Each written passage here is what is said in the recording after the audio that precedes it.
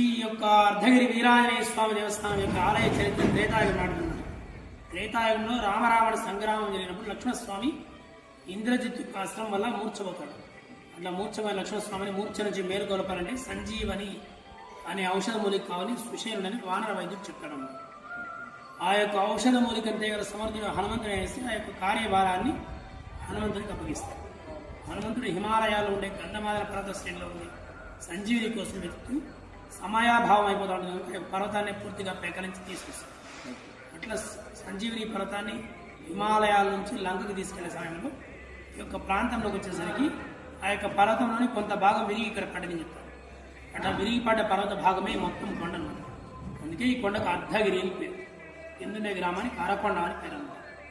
అట్లా విరిగిపడిన కొండలో సంజీవకరణి, విషల్యకరణి, సంధాన అని రకరకాలైన వనమూలికలని ఉండేవి చెప్తారు.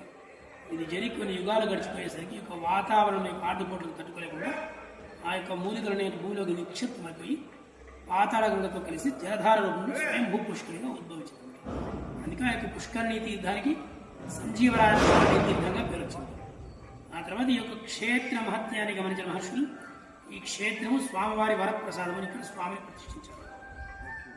సప్తర్షుల్లో ఒకరైనటువంటి కశ్యప మహర్షి ఇక్కడ స్వామివారిని ప్రతిష్ఠించారని చెప్తారు. అత్యంత పురాతనమైన ఆంజనేయ స్వామి ఉత్తరముఖంగా ఉంటారు. విజయకారకుడు, ఆరోగ్య ప్రదాత.